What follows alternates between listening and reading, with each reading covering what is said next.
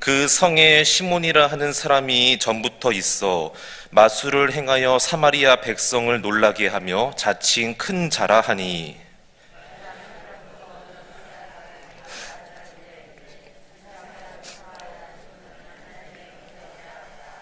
오랫동안 그 마술에 놀랐으므로 그들이 따르더니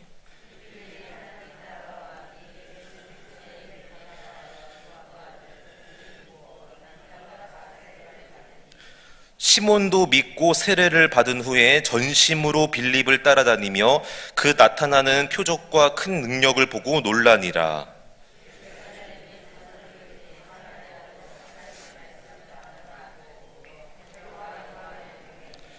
그들이 내려가서 그들을 위하여 성령 받기를 기도하니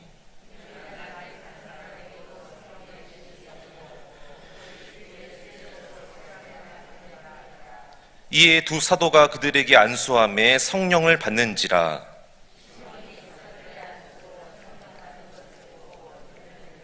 이르되 이 권능을 내게도 주어 누구든지 내가 안수하는 사람은 성령을 받게 하여 주소서 하니.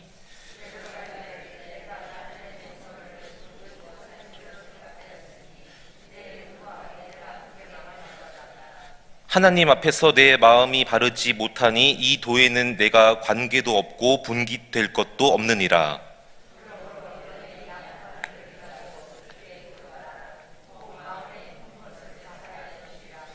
내가 보니 너는 악독이 가득하며 불의에 매인 바 되었도다.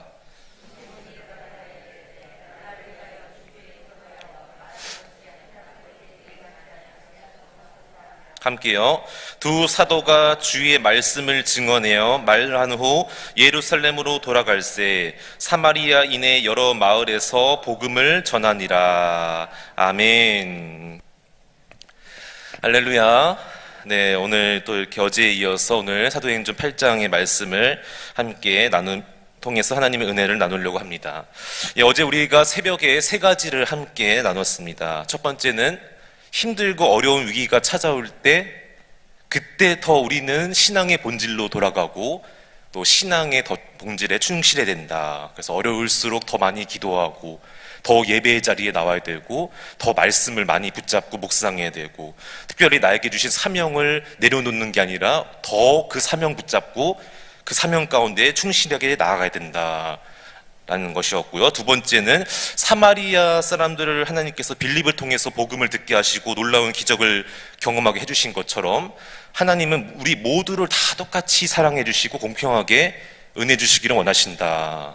그래서 내가 사마리아인 같이 미워하고 멸시하고 무시하고 싫어하는 그런 사람이 있다면 우리도 다 하나님의 예수님의 그 십자가의 은혜와 사랑으로 용서해주고 사랑해줘야 된다. 마지막 세 번째로 고난은 절대 고난으로 끝나지 않는다. 그래서 예루살렘에 큰 박해가 있었지만 나중에 큰 기쁨으로 끝난 걸 우리가 보는 것처럼 나에게도 박해나 고난이 있을 수 있지만 절대로 그것으로 끝나지 않고 하나님께서 우리가 주님께 기도하고 주님 의지하면은 나를 대신해서 주님께서 고난이 기쁨 되게 해주신다. 박해에서 다시 한번 평안으로 기쁨으로 변화시켜 주신다. 어제 우리 함께 이렇게 세 가지를 나눴습니다. 오늘도 이제 이어지는 본문의 말씀을 통해서 함께 세 가지를 나눌 터인데 특별히 오늘 본문에 보면은 이 마술사 시몬이라는 사람이 등장하게 됩니다. 그래서 오늘 이 시몬의 모습을 통해서 또 시몬의 말을 통해서 우리가 과연 우리 모습 가운데는 시몬의 모습이 없나 다시 한번 우리가 되돌아보고 점검하고 회개하고 주님 앞에 나아가는 귀하고 복된 시간 되기를 간절히 소망합니다. 네, 오늘 본문에 이제 나오게 되는 이 시몬이라는 사람은 마술사였습니다. 그 당시에 이 마술로 많은 사람들을 현혹시키고 놀라게 하였을 뿐만 아니라 오늘 말씀해 보니까 스스로 큰 자라고 자칭 큰 자라고 말하고 다녔습니다. 그러나 혼자만 그렇게 말하지 않았습니다. 주변에서의 사람들의 평가도 매우 좋았습니다. 우리 10절 말씀 같이 한번 볼까요? 10절 말씀 시작. 낮은 사람부터 높은 사람까지 다 따르며 이르되 이 사람은 크다 일컫는 하나님의 능력이라 하더라. 아멘. 그렇습니다. 모든 사람이 다 따라다니고 또 이 사람에게는 하나님의 크신 능력이 있다. 그렇게 모두가 믿고 생각하고 따랐다는 거예요. 그러나 그리고 오늘 우리가 읽은 것처럼 시몬이 나중에 보면은 이 빌립의 복음을 듣고 그 복음을 믿어요. 또 세례도 받아요. 그리고 빌립을 따라다니면서 같이 전도까지 해요. 자, 겉으로 볼 때는 누가 봐도 이 사람은 크리스천이고 그리스도인이고 주님을 믿는 사람입니다. 아무 문제가 없습니다. 자, 그러나 오늘 베드로가 나중에 이 시몬에게 하는 말을 들어보게 되면은 전혀 반대의 내용을 말하게 되는데 21절 말씀 같이 읽어보겠습니다. 시작. 하나님 앞에서 내 마음이 바르지 못하니 이 도에는 내가 관계도 없고 분깃된 것도 없느니라. 아멘. 그렇습니다. 겉으로 볼 때는 아무 문제가 없어요. 그러나 시몬의 이 마음, 성령님께서 베드로를 통해서 시몬의 마음을 지적하게 하셨는데 그게 무엇이라고 했습니까? 네 마음이 하나님 앞에서는 바르지 못하다. 중심을 모시고 마음을 보시는 하나님께서 베드로를 통해서 하신 말씀이 뭐예요? 네 마음이 잘못됐다는 거예요. 그래서 너는 하나님과 아무 관계도 없는 사람이고 네가 받을 하나님의 복도 분깃도 아무것도 없어. 너는 관계가 없어. 그렇게 오히려 안 좋은 평가를 받았다는 것이죠. 자, 그렇다면 오늘 이제 우리가 세 가지를 살펴볼 텐데 왜 이런 말씀을 시몬이 듣게 되었을까? 왜 이런 하나님 앞에서 도대체 시몬의 마음이 어땠길래 이런 안 좋은 소리를 들었을까? 첫 번째로 시몬은 겉모습은 새 사람으로 거듭났지만 여전히 내면은 마음은 새 사람이 아니라 옛 사람의 모습이 있었기 때문입니다. 뭐라고요? 겉으로는 누가 봐도 그 거듭난 사람 새 사람이지만 마음은 내면은 영혼은 여전히 옛 사람이고 거기서 벗어나지 못했다는 거예요. 다 같이 18절 19절 말씀 한번 같이 읽어보겠습니다. 시작. 시몬이 사도들의 안수로 성령 받는 것을 보고 돈을 들여 이르되 이 권능을 내게도 주어 누구든지 내가 안수하는 사람은 성령을 받게 하여 주소서 하니. 아멘. 그렇습니다. 시몬은 지금 이 말을 들어보면 우리가 알 수 있는데 지금 마술사였어요. 마술은 여러분 우리도 다 알다시피 마술은 이렇게 사람들을 눈속임을 해야 되고 또 마술을 통해서 많은 사람들을 이렇게 현혹시키고 놀라게 해야 되며 특별히 마술에 필요한 모든 기술이나 도구는 다 돈을 주고 샀다는 거예요. 그 금액과 관계없이 어떻게 해서라도 이 마술이 나에게 도움이 되면은 기술이 도움이 되면은 그것을 다 돈을 주고 값에 관계없이 돈을 주고 사들이는 그런 옛사람의 모습이 있었습니다. 그래서 지금 베드로가 이렇게 안수하고 성령이 임재하시는 것을 딱 볼 때, 야, 저거면 내가 지금 하는 마술보다 더 뭔가 대단해 보이고 놀라 보이고 많은 사람들이 다 따라가니까 저거를 내가 사야겠다. 저 권능이 임하고 성령이 임하는 저 권능을 내가 돈으로 사야겠다. 이런 또 옛사람의 모습이 갑자기 올라온 거예요. 나타난 거예요. 그러니까 겉으로 볼 때는 문제가 없는데 여전히 마음은 옛 모습이고 옛사람이라는 것이죠. 그래서 오늘 이 관련된 책을 보다가 거기에서 한 말씀을 연관된 말씀을 언급하고 있는데 그게 바로 뭐냐면요, 에베소서 4장 22절 24절 말씀입니다. 같이 한번 읽어보겠습니다. 시작. 너희는 유혹의 욕심을 따라 썩어져가는 구습을 따르는 옛사람을 벗어버리고 오직 너희의 심령이 새롭게 되어 하나님을 따라 의와 진리의 거룩함으로 지으심을 받은 새 사람을 입으라. 아멘. 너희의 심령이 새롭게 되어. 우리의 영혼과 마음이 겉모습만이 아니라 우리 정말 저 중요한 거는 마음이고 영혼이라는 것이죠. 그래서 새 사람을 입으라 이렇게 말씀하고 있습니다. 이 크레이그 그로셀이라는 목사님이 쓰신 책이 있는데 그게 바로 제목이 너무 와닿습니다. 크리스천 무신론자. 크리스천인데 무신론자라는 거예요. 두 단어는 연결이 될 수 없는 단어입니다. 크리스천은 하나님을 믿고 경외하고 주 예수님을 나의 구주로 믿는 사람들인데 무신론자래요. 신이 없다, 하나님이 없다. 그런데 거기 이제 크리스천 무신론자 이렇게 써놓고 옆에 가로치고 소제목이 붙어 있는데 이 말이 참 와닿았는데요. 하나님을 잘 믿는다고 하면서도 마치 그분이 없는 것처럼 사는 그대에게. 예, 저도 많이 찔림을 받았습니다. 하나님을 잘 믿는다고는 하는데 정작 삶의 모습을 보니까 그분이 없는 것처럼 살아가고 있다는 거예요. 오늘 이 시몬의 모습, 시몬만의 모습입니까? 어저께 준비를 하면서 아니더라고요. 이 시몬의 모습 저에게도 있고 우리 모두에게 다 있다는 거예요. 결코 우리가 이 시몬을 우리가 정죄하고 비판하는 게 아니라 나에게는 이런 모습 없으니까. 하나님보다 돈을 더 의지한 적이 없습니까? 하나님 믿는다고 하면서 때로는 돈으로 해결하려고 할 때가 있지 않았습니까? 돈 때문에 걱정하고 염려하고 하나님 믿는다고 하면서 신뢰한다고 하면서 내가 혼자 내 힘으로 해결하다가 염려하고 걱정하고 근심한 적 없습니까? 다 있다는 거예요. 바로 어깨는 우리 모두가 오늘 이 말씀을 보면서 시몬의 모습이 나에게도 있구나.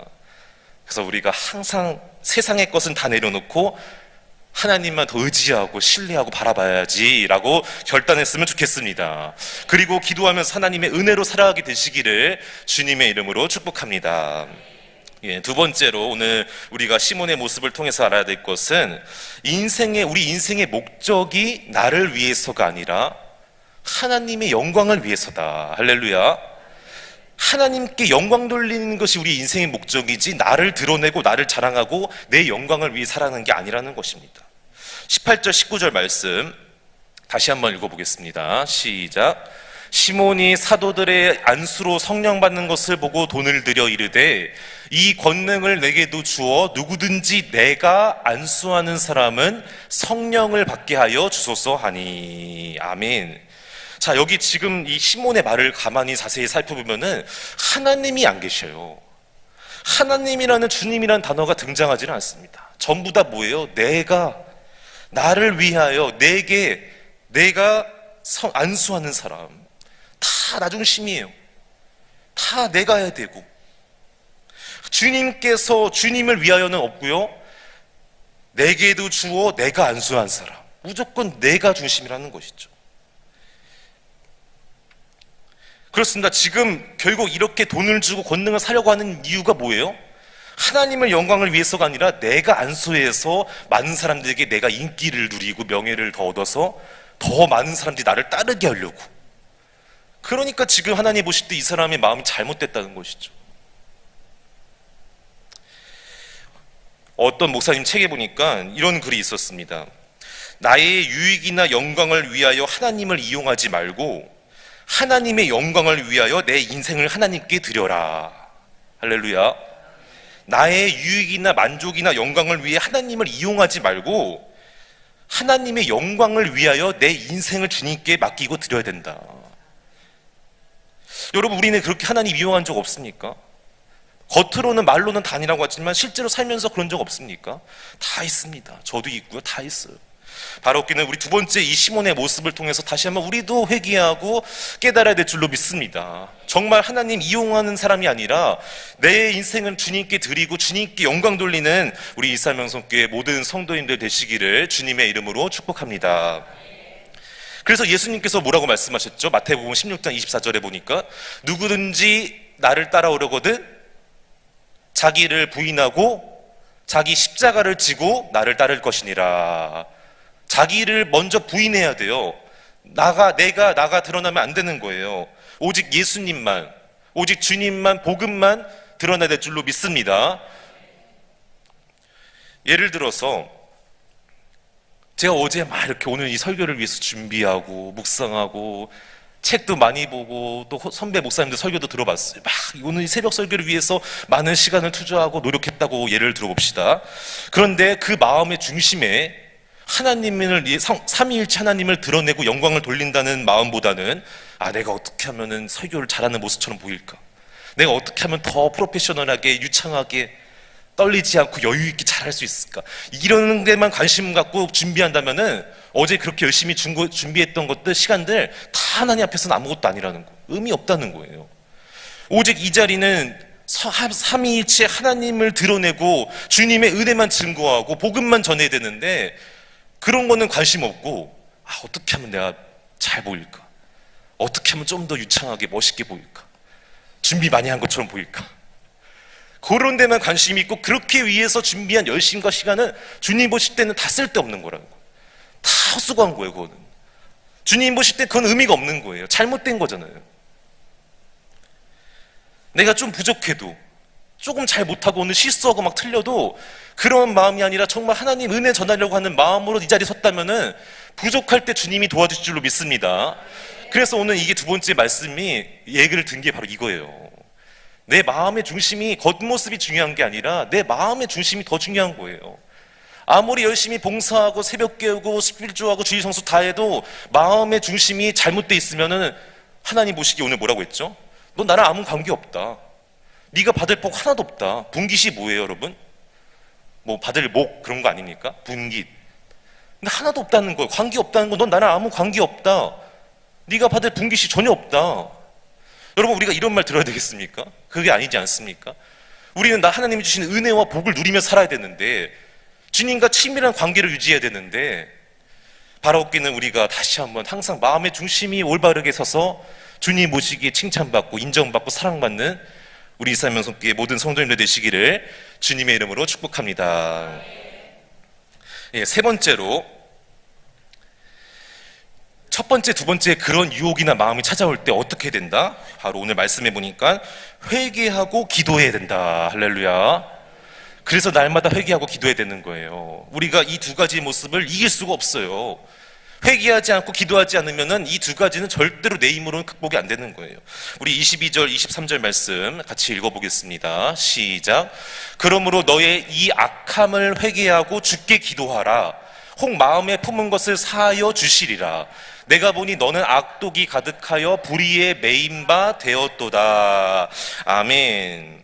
자, 여기서 보면은 주께 기도하라 보다 더 먼저 앞에 나오는 게 뭐예요? 회개하는 거예요. 제가 오카노 목사님의 그 교회는 이긴다라는 책에 보니까 정말 참된 믿음의 삶의 모습에는 두 가지가 반드시 있다고 합니다. 참된 믿음의 사람의 모습에는 이 두 가지가 반드시 있는데, 그게 뭐냐면은 날마다 회개하는 모습, 그리고 예수님 중심으로 살아가는 모습.